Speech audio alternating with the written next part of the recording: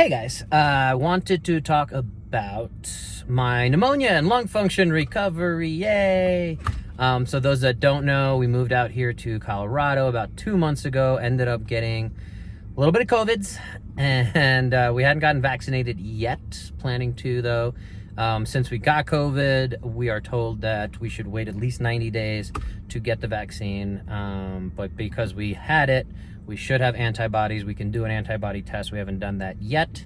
But yeah, something to consider. Anyway, jumping ahead, talking about fitness, my brand, all this fun stuff. So this is what I do. Now I get to do it for myself. So getting it. And then I got bacterial pneumonia, which really was the thing that affected my lung capacity.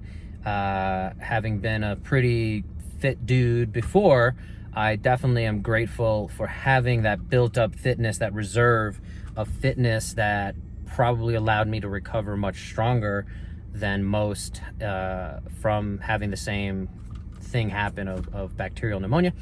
So anyway, I wanted to make this video to talk a little bit about my recovery in general, and then B, or I'll actually talk about that first, is I'm planning to do some baseline testing to see what my lung function was. Now, I didn't do a ton of really hard pushing in even the last year. I have a few workouts I can look back at that I tracked and logged, but I didn't do any of the big tests that I'm curious, and I wanted to outsource this. So if you're watching this, I might have sent this to you as somebody who I kind of value, trust, so to speak. And I know there's a lot of smart people who watch my channel, so I'd really appreciate to crowdsource this. I have a few ideas of the baseline tests I want to do, so I thought it'd be fun to see what it is maybe you would recommend that I can do as part of my recovery, not as an overall picture, because I have a few ideas about that, but I want to do like a 2K test, a Cooper test, if you're familiar with what that is.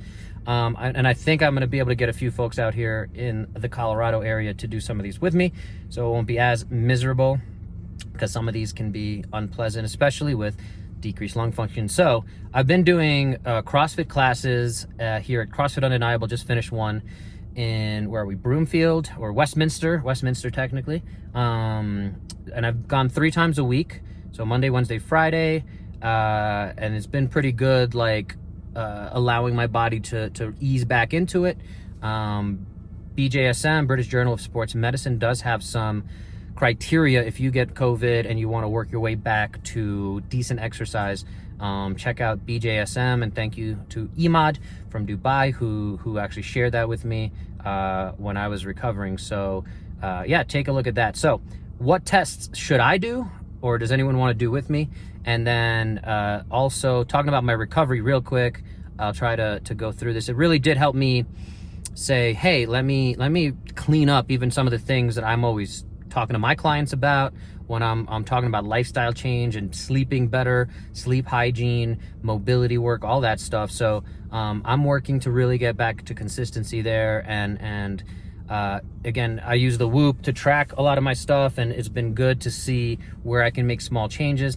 I got back to more supplementation than I used to do, and that's partly because with COVID, I was concerned of long-term, just a lot of other implications. And I will say this, if you haven't gotten vaccinated and you have the ability to get vaccinated, one of my biggest regrets was not getting vaccinated sooner. One of the reasons we didn't was because we were very kind of sheltered, if you will. We were very protected, and unfortunately, again, it's not 100%, nothing's 100% effective. So I would, looking back, have liked to have gotten vaccinated so that I wouldn't have had to deal with, I would rather the risks of vaccination, depending on where you feel or how you feel about that argument, versus the risks of getting COVID, which seem to be a lot more unknowns around that long term, including, again, heart damage. My father passed away from a heart attack at 41. I'm 37 now. So obviously there was lifestyle factors and stresses going on there, but something I need to keep an eye on for sure around long-term heart damage from something like COVID. So I'm taking 2 major supplements. that were recommended to me by someone I trust in the kind of fitness space, who I know does a lot of research around supplements. Mike Castelli, I had him on my podcast recently. So two of the ones he mentioned to me is ubiquinol, which I'm taking about 200 milligrams a day. I think I take 200 every day, 2 pills. And make sure if you do get that CoQ10, it's in the ubiquinol form. It seems to be better absorbent. This is not medical advice. This is just my own experience. But, I think we need to crowdsource some of these concepts and be aware of the risks, and always talk to a medical professional if you are considering any of these things. And the other one is citrus bergamot or burger, something like that. And I'm taking one, I forget the exact dosage, but I'm taking 1 pill of those per day. Again, based on Mike's recommendations about heart health. He also had a pretty severe case of COVID back in December.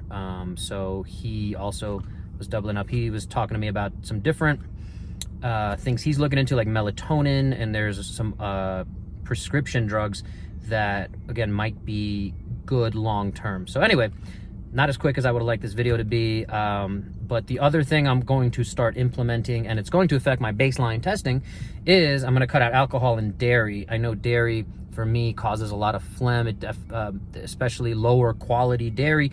We can certainly talk about that.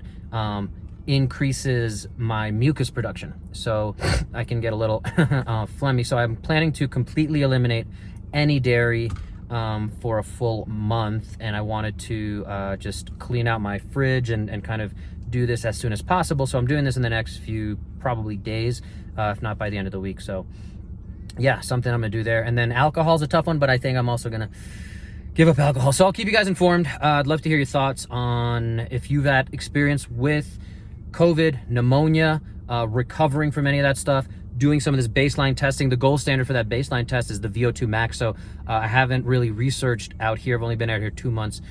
Researched if there's labs or places that will do the VO2 max. I'm sure there are, definitely out here. I just don't know cost wise and again, access to some of that stuff. So I'm going to do a little bit of research on that. So again, if you guys have made it all the way through to this video, to the end here, really appreciate it. But yeah, I'd love to hear from you on whatever it is. We can kind of, again, crowdsource testing, long-term, the journey, other factors that might come into play with these kind of COVID pneumonia things. So appreciate you listening. Hope to hear from you, and we'll talk soon.